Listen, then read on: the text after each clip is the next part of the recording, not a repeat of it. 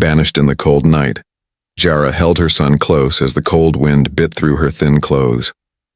Her people had turned against her. The elders had shouted. The guards had pushed her. Now she was alone in the dark forest with no food, no fire, and nowhere to go. Her little boy, Lino, clung to her tightly. He was only 4 years old. His small body shivered, and his blue alien skin had lost its usual glow. They had been part of the Skyclaw clan, a proud tribe that lived high in the snowy mountains. But everything changed when Jara refused to marry the war chief. He was cruel. He wanted power, not love. Jara knew he would hurt her and her child. She said no. The clan didn't accept that. In their eyes, she had broken tradition. And for that she was banished. The snow crunched under her feet as she walked. Her legs were weak. Her arms were tired. Lino coughed softly against her shoulder. She stopped near a small rock to rest. Her eyes were tired, but she knew if she closed them, they might never open again. She whispered softly to her son, "Stay with me, little star. Just a little longer." For hours, she walked from one small house to another at the edge of the human town. She knocked on doors. She begged in broken English. But every time the door stayed closed or someone shouted at her to leave, she heard words like creature and dangerous. No one cared about a mother and her son in the cold. She almost gave up. But then she saw a wooden house far away from the others.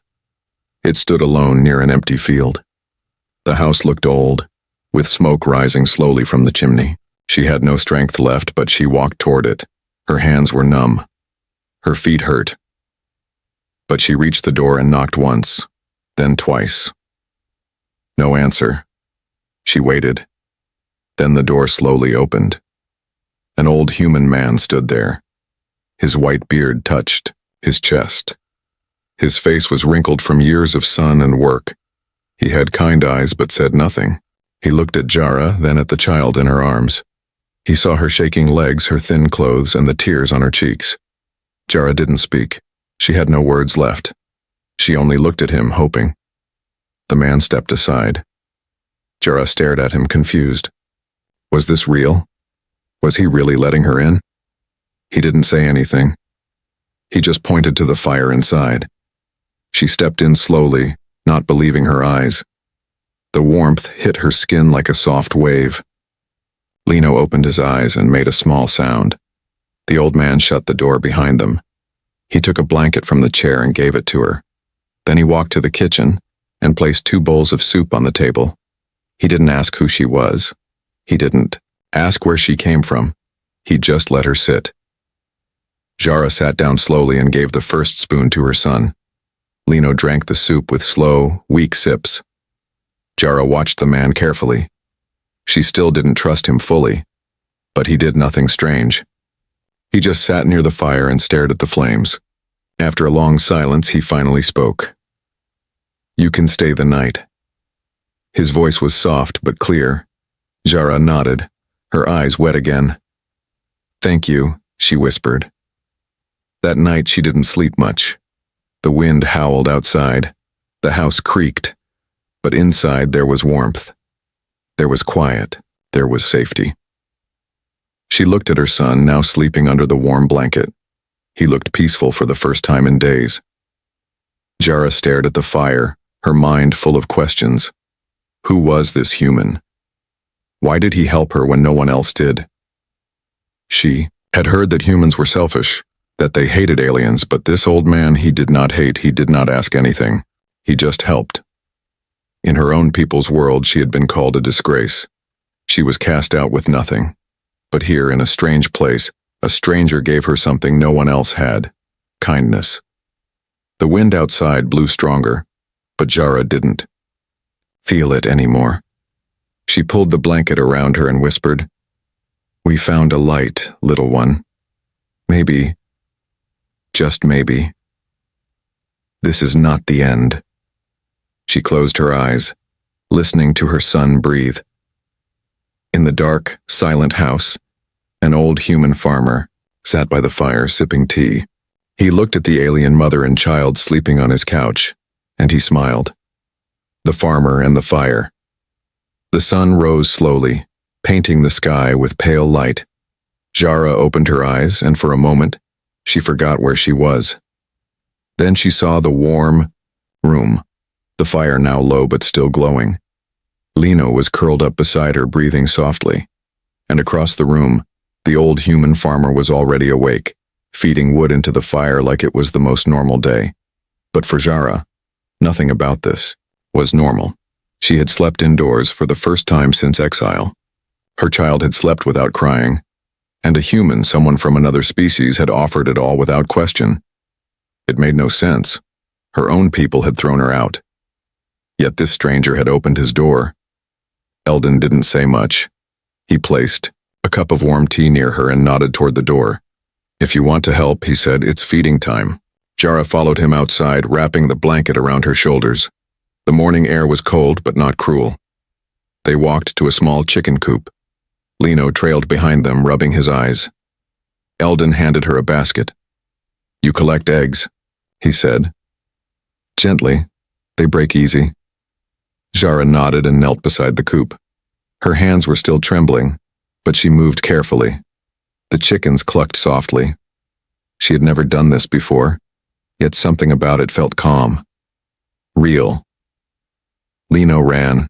After a bird laughing for the first time in weeks, Eldon watched them. He didn't smile much, but there was a quiet peace in his face. Jara wanted to ask him so many things: why he helped her, who he was, if he hated aliens like the others, but the words didn't come. She didn't want to ruin the silence. Inside the house, Eldon made breakfast, eggs and bread, simple and warm. Lino ate fast, his stomach finally full. Jara took slower bites, still unsure if this would last. She watched Eldon across the table. He looked tired, like someone who had carried too many years on his back. "Why?" she finally asked, her voice quiet. Eldon looked at her. "Why did you help us?" He didn't answer at first. He sipped his tea and looked out the window. "Because once," he said slowly, "someone helped me, and I didn't forget." Jara blinked. She waited for more, but he didn't say anything else. It was clear he wasn't a man of many words. Later, that afternoon, Jara helped in the field. She pulled weeds while Eldon fixed a broken fence. Lino played in the dirt, making small shapes with sticks. He had more energy now. His cheeks were brighter. And for the first time since they were banished, Jara felt something strange. Hope. But peace never lasts long. In the nearby village, someone had seen her the night before. An alien woman in a human's home. A child with glowing skin. The whispers began. By sunset, 3 men were talking in a small shop, their voices low and sharp. "That old farmer's hiding something. Could be dangerous. We should do something." They didn't know who Jara was. They didn't care. To them, she was a threat, a problem, something foreign. That night, back at the farm, Jara sat with Eldon near the fire. She told him her story, about the clan, the cruel war chief, the exile. Her voice cracked as she spoke, but she kept going. Eldon didn't interrupt. He just listened. When she finished, he nodded slowly. "They were wrong," he said. Jara looked at him. "You believe me?" "I believe what I see. And I see a mother who risked everything for her son." The fire crackled. Lino slept in the next room, wrapped in blankets. Outside, the wind howled again, but it no longer scared her the same way. Still, a shadow had started to grow. Something was coming. Jara could feel it in the air. The warmth of the farm was real, but so was the danger beyond it. The next day would bring new trouble. But for now, in this quiet house, a mother and her child rested in safety, and a lonely old man, who had once lost everything, had finally found someone to protect again. Whispers in the village. It began with a shadow behind a curtain. An old woman walking to the well saw something strange. An alien girl with silver blue skin working in a human's garden. A child laughing nearby, glowing faintly under the sun.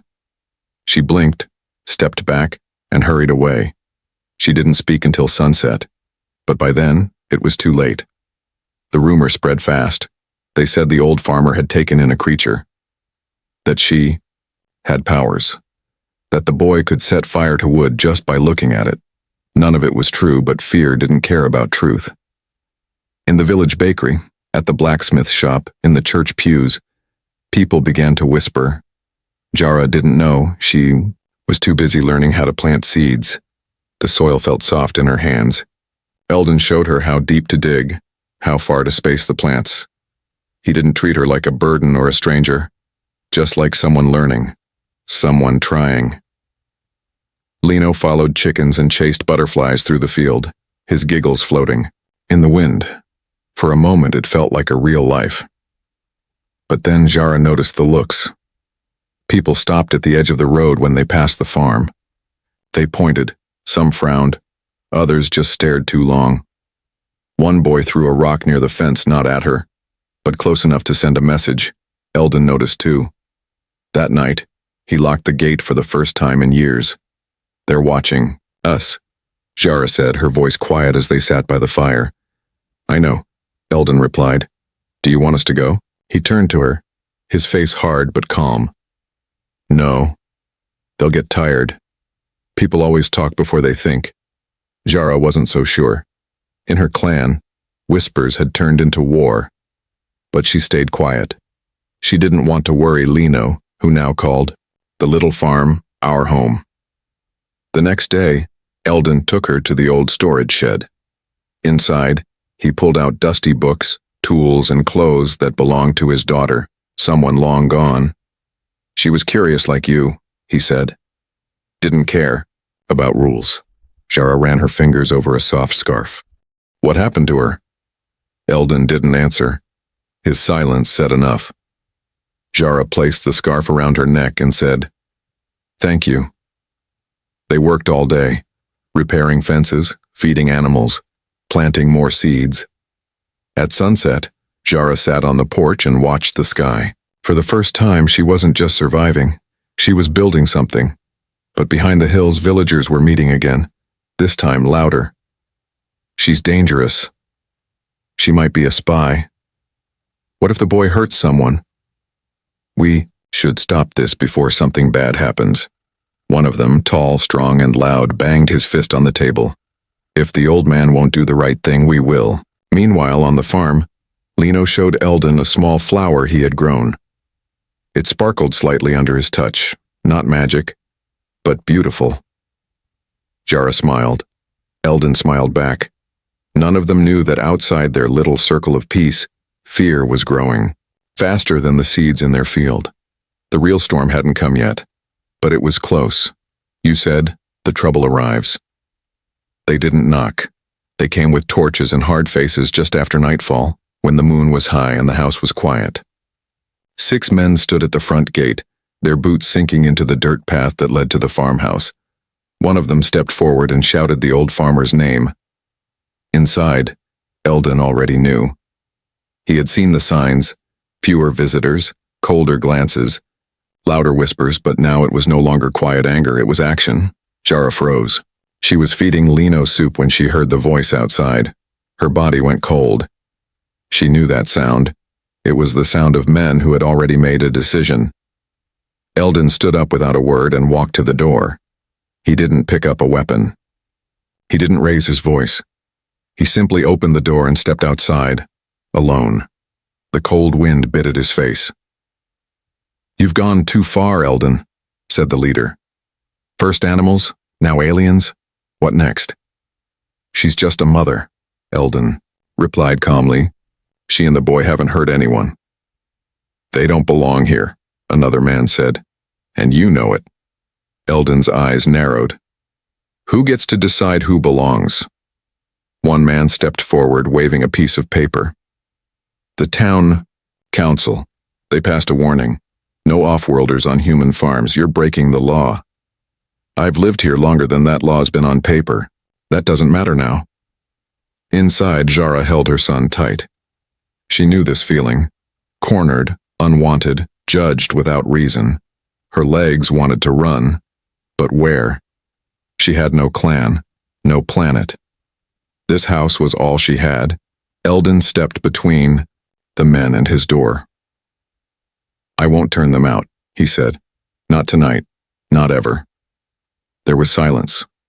The men looked at each other, unsure. "We'll be back," the leader said finally, "with more." They turned and walked into the night, their torches flickering like angry stars. Eldon came back inside slowly. Jara stood there, eyes wide.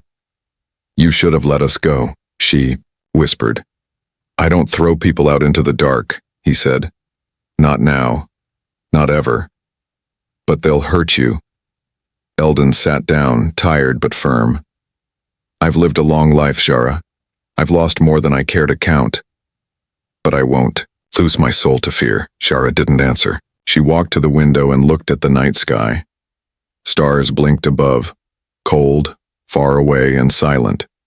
She thought of her clan, of the mountain, of the exile. And now, even here, trouble had followed her like a shadow. Lino sat on the floor, drawing with chalk. He didn't understand the danger outside. He only knew that here, he was warm, fed, safe. Jara watched him and felt something stronger than fear. She would not run again. Not this time. Lino's power, the coughing started, just before dawn. Jara woke to the sound of her son gasping for breath, his small body burning with heat. She rushed to his side, touching his forehead. His skin, usually cool and smooth, was hot and dry. His breath came in sharp, weak puffs. Her heart dropped. She had seen this once before, years ago, when a child in her clan ate food not meant for their kind. Human crops, though harmless to most, could poison her people slowly. Lino had been eating them for days now, and the signs were clear. Her hands trembled as she wrapped him in a blanket. Panic filled her chest. He was all she had. Eldon entered the room a few moments later. He saw the fear in her eyes before she said a word.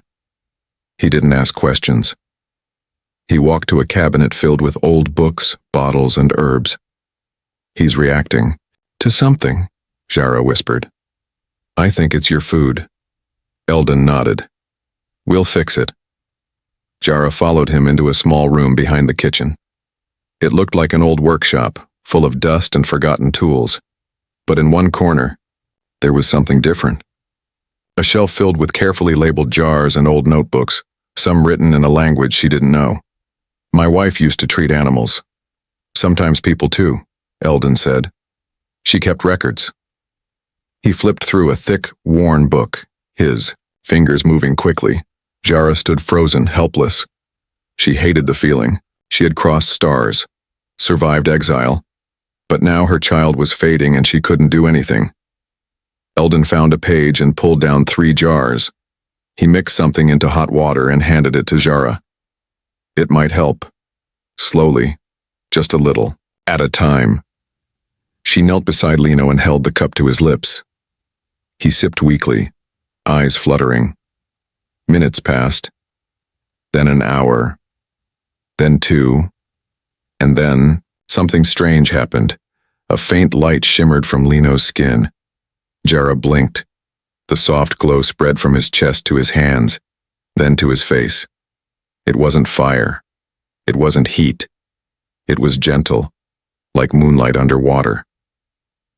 Eldon stepped, closer, watching silently. The boy's breathing steadied. His glow faded slowly. Jara touched his cheek. "Lino?"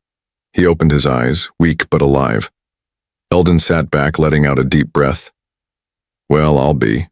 Jara looked at him, unsure. "You saw it, didn't you?" He nodded. "That boy has something special. I don't know what it is," she said, voice shaking. "No child in my clan ever did that, not like this." Eldon stood up and placed a hand on her shoulder. "Whatever it is, don't be afraid of it." Jara looked down at her son. He had nearly died. But something inside him had fought back. That evening, Eldon and Jara sat quietly on the porch. Lino slept peacefully inside. "I think he's more than just a child," Jara said softly. "Maybe that's why the clan feared him. Maybe they knew." Eldon didn't answer right away. He looked at the stars. He's a bridge, he said at last. Between two worlds. Your people rejected him. Mine don't understand him. But maybe he's what both need. Jara sat in silence. Then she nodded. She had been afraid before. Afraid of the humans. Of the rejection. Of the unknown inside her child. But now she wasn't. Her son had survived. He had shown a strength no one expected, and whatever came next, she would stand beside him. Even if the world tried to tear them apart. Fire and forgiveness, it started with smoke. Not whispers this time, not angry stares. Real smoke. Thick, black, and rising fast from the barn just before sunrise. Jara smelled it first. She ran outside barefoot, heart racing. The sky was still, dim, but the flames danced bright and wild, climbing the wooden walls like hungry beasts. The barn was burning. Eldon rushed out next, boots already on, pulling a bucket from the porch. They did this, he said through clenched teeth. They finally did it. Jara didn't ask who. She didn't need to. She grabbed another bucket and followed him to the well. Inside the barn were chickens, hay, tools, their food, their work, their safety. But more than that, it was a symbol, a place they had repaired together. A space that meant they were building something real. They fought the fire with everything they had. Jara's arms ached. Her skin stung from the heat. Eldon coughed as smoke poured into his lungs. But neither of them stopped. Then a scream cut through the chaos. Lino! Jara turned. Her son stood in the field, barefoot and shaking, staring at the fire. His small face was pale, eyes wide with fear. He took one step forward. No! Jara shouted. But he didn't listen. Lino raised his hands, and the world held its breath. From his palms came a glow, soft at first, then stronger. The light pulsed, pushing outward like a wave. The grass around him shivered. The smoke twisted unnaturally. The fire, raging and loud, staggered. Then it stopped. The flames bent backward, like wind pushed against them and then flickered out. Not all at once, not magically, but enough for Eldon and Jara to finish the job with water. Silence fell. Only the crackle of wet wood remained. Jara dropped her bucket. Eldon stared, mouth slightly open. Lino looked at his hands, confused. Behind them, unnoticed until now, stood 3 villagers. They had followed the smoke out of curiosity or guilt, but what they saw left them frozen. A glowing child, a burned barn, an alien mother in muddy clothes, and an old man standing between them all. One of the villagers stepped forward, trembling. What is that boy? Eldon didn't blink. That boy is a child who saved our farm from burning to the ground. He's not normal. No, Eldon said. He's better. Jara held Lino tightly as more people arrived, drawn by the flames. None spoke for a long time. They stared at the boy, the mother, the farmer. No one knew what to do. Finally, one of the women, the baker, stepped forward. She looked at Lino, then at Jara. I have a son too, she said softly. If he was in danger, I would have fought like you did. Jara didn't speak. Then the woman reached into her coat and pulled out a blanket. She walked to Jara and handed it to her. He's still shaking. It was a small thing, but it cracked the fear. Another man came forward with tools. I'll help fix the barn, he mumbled. A third offered extra food. Not all came. Not all spoke. But something had shifted. Jara looked down at her son. Tired, scared but alive. The fire had destroyed their barn, but maybe it had burned away more than just wood. Maybe it had burned away some of the hate too. You said, a new home, a new name. The barn was rebuilt slowly, not by Eldon alone, but by hands that once feared, once doubted. One nail at a time, the villagers returned. Some brought tools, others brought wood. A few only came to watch, unsure of what to say, but they came. Jara watched them with careful eyes. She didn't forget how they once looked at her, like she was a danger, a mistake. But now they nodded when they passed. A few even smiled at Lino. One child from the village gave him a small toy carved from wood. Lino hugged it like treasure. The whispers had changed. They no longer said alien with fear. Now they said the boy who stopped the fire. And for Eldon, the quiet man who once lived alone, things changed too. He was no longer just the old farmer. People brought him bread, asked him for advice. One even offered to paint his front porch. He just grunted in reply, but his eyes looked softer these days.